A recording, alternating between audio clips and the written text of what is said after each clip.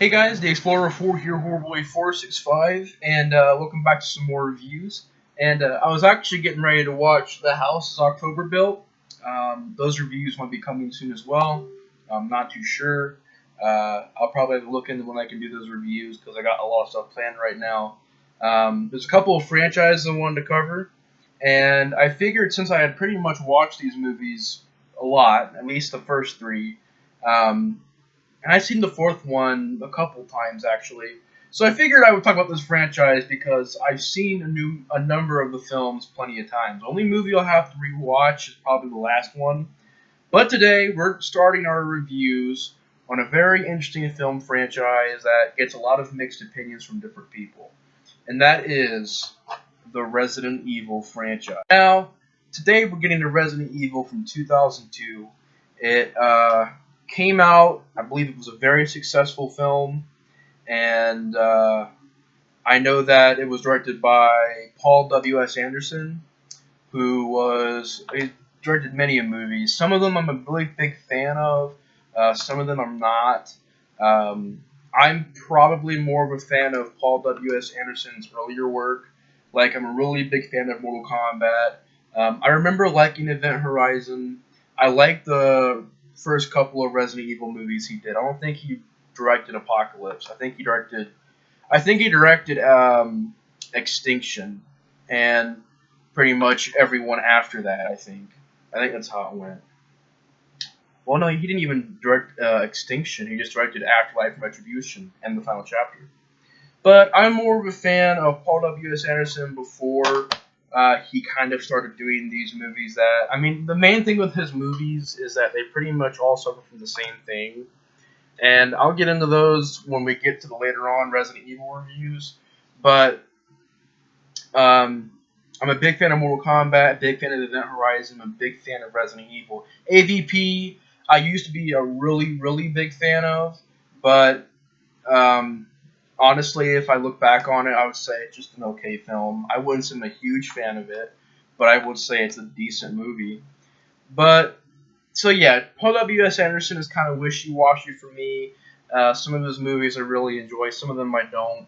And I kind of like how he began this franchise, like the first three movies, and then after that, because he wrote all these movies, so he's pretty much responsible for like how the storyline went.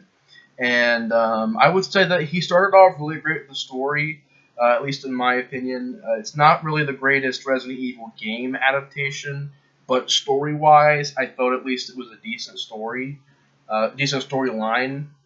It was just, after you get past Part 3, things start going downhill. And I'll get to that a little bit more in detail when I get to those reviews. But like I said, talking about Resident Evil from 2002, gets a 6.7 on IMDb.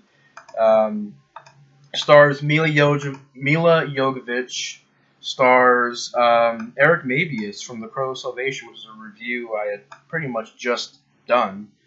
So yeah, stars Eric Mabius, Michelle Rodriguez, and Mila Jovovich. And as well as just multiple different stars in this cast. I think the cast is one of the strongest things about this film. And with this first Resident Evil movie, this is probably my second favorite. I would say my first favorite has always been Apocalypse because I'm a really big fan of that movie. I know it gets a lot of flack. I know even this movie gets a lot of flack. And this franchise alone gets a lot of flack. And I can enjoy these movies for being what they are. They are really entertaining films. But I would have to agree with most of the Resident Evil fans that these movies are not very faithful adaptations of the games. Because if you're a fan of the games, and if you're a fan of the characters from the games, they pretty much trash the characters in these movies.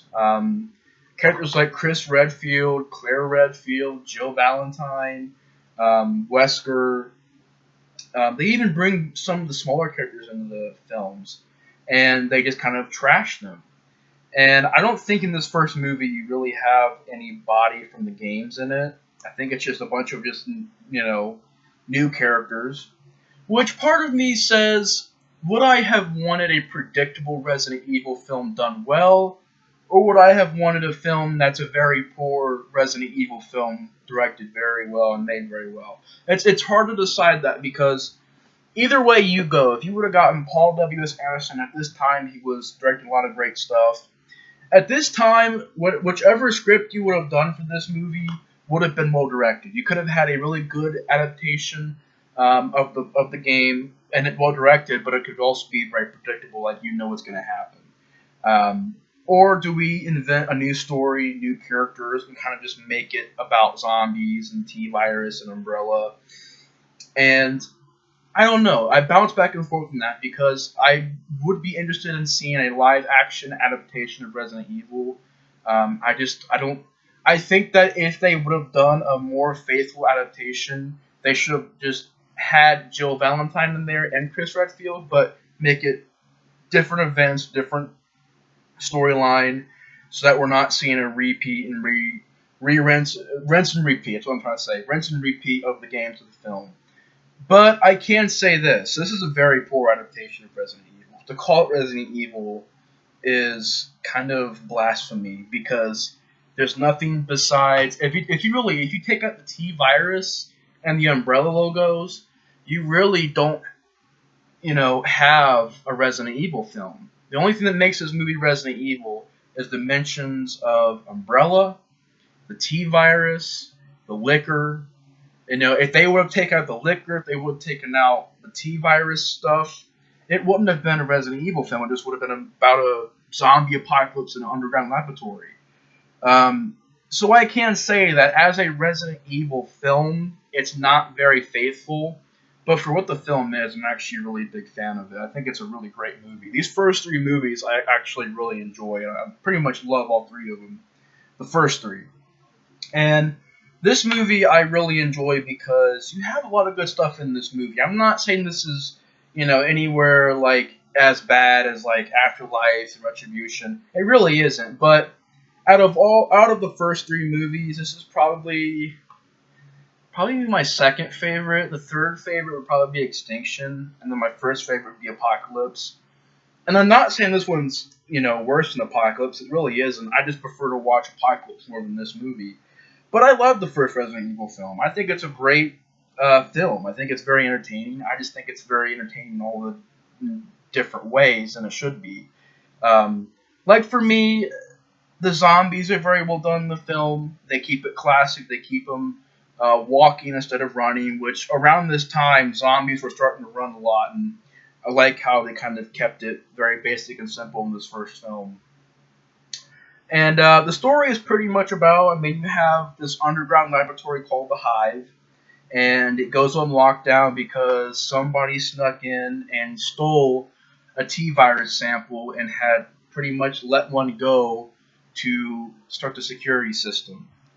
And while that's going on, you have people being killed by this security system called the Red Queen, and it's pretty much a programmed computer that is a security system for this underground facility. And after that happens, you have Mila Jovovich. I'm really bad at saying her name, but she plays Alice. And in this movie, Alice isn't annoying. She's not annoying. She's not irritating. She's not, popping in every single scene to be the most badass character in the whole film. It's like Alice in this movie is just a normal character. I think that's why I like the first three movies. At least, even part 3 saying not to stretch, but at least the first two movies. Like, she does have her moments where she tries to show it and be the action hero, but they also keep her a pretty grounded character in these first three movies. After that, she becomes, like, the freaking... I don't even know what to say. Like, she just, in every scene, every action scene, every fight scene, has to save Jill Valentine and Chris... that was in part 2, but, like, in Chris Redfield in part 4, and you also have Claire Redfield, them being saved all the time in that film.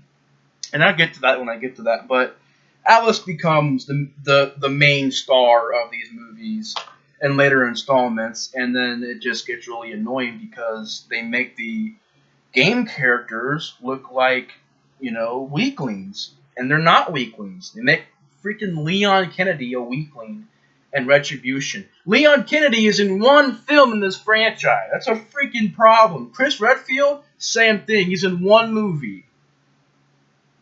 It's ridiculous. But in this first movie, I'm not going to get mad because this first movie is actually very well done. And if they would have, made the storyline go on with the rest of the franchise, you might as well as keep it like this and not try to bring in gaming characters, because when you're doing that, you're kind of crossing the universes over, and then it's getting confusing, and then you make the gaming characters look weak. Honestly, if you're going to do that, just don't bring the gaming characters in the franchise at all. I think the only exception I could have is maybe Wesker, because Wesker is a good bad guy. So you could probably bring him in and it'd be okay.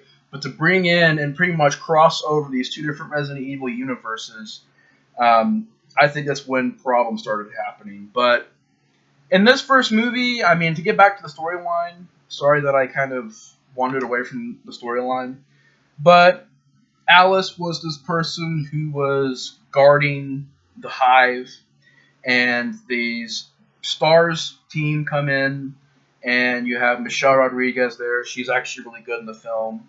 A lot of good cast members there. You also have Eric Mabius playing this detective. You don't really know much about his character. He's like pretty much a cop. Not really a detective, just a cop. But he's there to investigate the hive because his sister's in there undercover. And pretty much Alice has amnesia. She doesn't really know what's going on because there was a security thing where it let this gas loose and she kind of fell on her head and it made her lose her memory. And they go down in the hive, the Stars team. I keep wanting to say SWAT team, but it's Stars in this universe. I think it's Stars, but it's they go down in the hive, and when they get to the hive, it goes on lockdown mode. You have the awesome laser scene where they're trying to get to the main power area of the hive, and defense mechanism activates, and it's a bunch of these lasers slicing people to pieces, which I'll talk about that a little bit more in detail in a second. But they're pretty much in the hive, and the zombies get released, and you have the liquor in there, and then you have, these different characters, going to different things, different environments, and, you have different things going on. So pretty much they go in the hive, and there's zombies down there, they get locked in, and they got to figure out how to get out of the hive before the hive goes on lockdown pretty much permanently. And as a storyline, I think that's pretty decent. Now, as a Resident Evil storyline, I think it's very weak. I think that they could have at least done more with the Resident Evil universe than that. But, however, I actually do really enjoy the hive idea, this sort of underground umbrella laboratory. I actually really enjoy that idea. Like I said, Alice in this film isn't too annoying. She slowly becomes, to the point where she can do martial arts and stuff like that and knows how to use a gun. And that's what I mean. Especially in this first movie, Alice is a very normal character. She's not like in slow motion in every scene and CGI bullets and shotguns shooting CGI 3D bullets into the camera. It's like, no, it's very subtle. She just has a couple fight scenes here and there. And it's pretty much that. And the rest of the characters do their jobs well. I mean, they're pretty typical. Not really too much of other characters, but they do what they have to do. They're there. They act very well.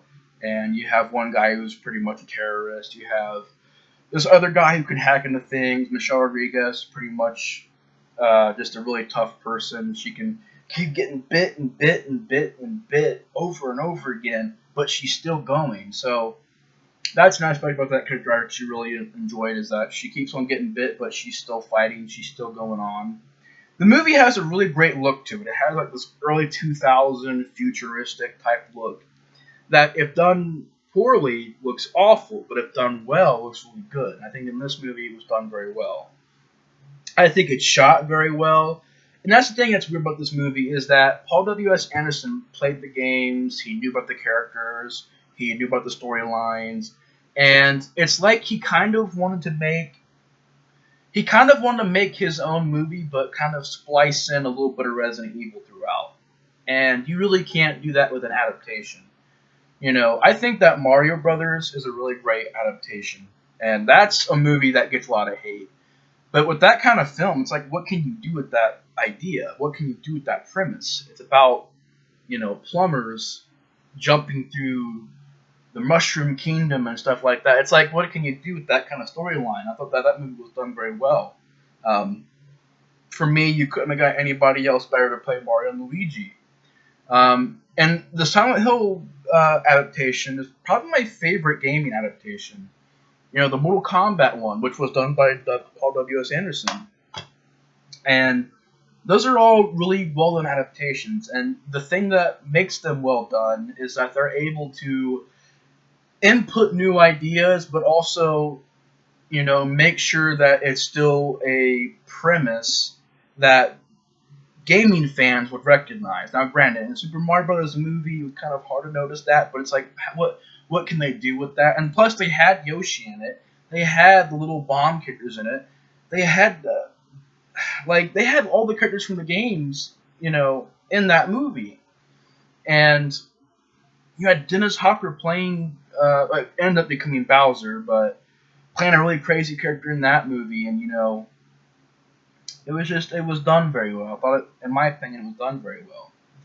Um, and you know, even in Mortal Kombat, you know, they know how to make a storyline, but they also know how to make it to where it's like the game, you know. And Silent Hill does that very well. It has an atmosphere like Silent Hill. It has the storyline that's similar to the games, and it has just great acting, great characters, and just throughout the movie. I mean, it's just a very well. That's what I could say. This movie could have probably been one of my favorite adaptations of all time, if it was more faithful to the game. Because like throughout the movie, you have camera work like the game, where it's, you know, shot from way up here and POV shots and shots that are kind of lingering, and you know, that stuff you can kind of recognize from Resident Evil. You know, the T-Virus and the Umbrella Corporation and the Licker. And I like how in this movie the Licker kind of evolves into this giant creature. It was a pretty cool idea. So it kind of felt like Paul W.S. Anderson was trying to do his own movie, but pretty much go, okay, we're going to put the Umbrella Corporation here, we're going to put stars over here, we're going to put T-Virus over here, we're going to have, oh yeah, it's got zombies in it. That's in the games. I can't say it, but it's in the games. But you have no gaming characters, you have no gaming environments, you don't have the mansion. I mean, you do have the mansion, but it's barely in the film. But you don't have that classic mansion. You don't have the Raccoon City Police Department. You don't have any of that stuff. You just have an underground laboratory, which has been done in Resident Evil games. I think mainly after this movie, but and maybe even before. I don't know, but you know, it doesn't really feel like a Resident Evil movie. It feels like a zombie movie in an underground area. That, granted, is very well made, very well scored, has an excellent score by Marilyn Manson. Probably, you know, one of my favorite movie scores out there. I honestly say that. Big props to Marilyn Manson for doing a really great score in this film. And it's not like his music, it's an actual score. I think he also worked with a guy who scored Scream, and they kind of, you know, used their talents to make a very interesting sounding score. A score that I wish they would keep throughout the rest of the franchise because it fit this movie very well. So you have that, you have excellent cinematography, great direction, great characters, memorable moments. You have a great idea of an underground laboratory and Alice having amnesia and slowly coming out of it. And at the end of the movie, you have that awesome train scene. You have Eric Mabius' character becoming Nemesis. I mean, you have a bunch of awesome stuff that sounds great. But then you're like, okay, it sounds awesome, but as a Resident Evil movie, is it awesome?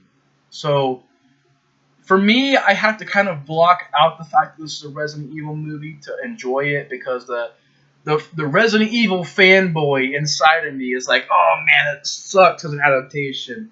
But the other part of me is like, you know, it's a very well made movie. You know, it's very well made, and it has a great score, great camera work, great acting, great characters, and a great storyline. I mean, I can't really hate on it because it's a well-made movie, but I think as a Resident Evil adaptation, it's very disappointing.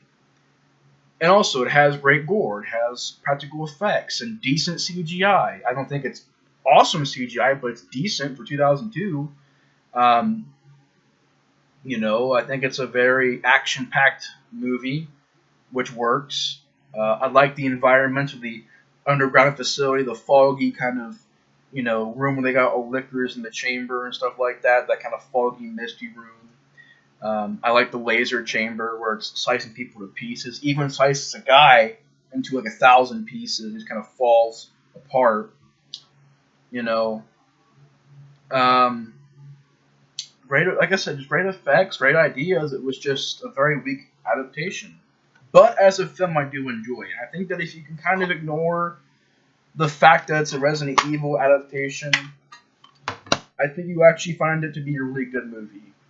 And that's the thing, like, I wish it was a little bit more faithful.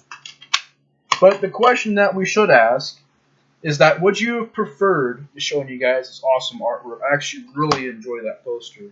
Really awesome poster. There's something about the way it looks, and I like the font they use. Resident Evil font. It's definitely its own. But could we have gotten a excellent adaptation that was well directed but predictable? It could have been easily seen coming, the storyline wise. Or did we want a poor adaptation with good direction and new characters and new storylines?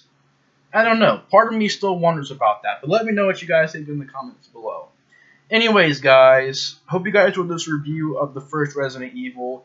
I'm actually very excited to get into this franchise because got some rants coming for you guys. Also, people are probably going to be wondering this in the comments if I'll cover this movie. I've actually reviewed this film before. This is a totally different movie as an animated film, Resident Evil Degeneration. I've covered this film before in the Week of the Dead. So if you guys want to see my review on it, I did cover this film in Week of the Dead, so I will not be reviewing this one. I will possibly review Damnation if I can find it somewhere. I'll give it a watch and a review for you guys. But I'll still include those in the overall Resident Evil playlist I'm going to make when I get these reviews done. But anyways, guys, thanks for watching the review. Hope you guys enjoyed. And the Explorer of Horror is out. See you guys later. Peace.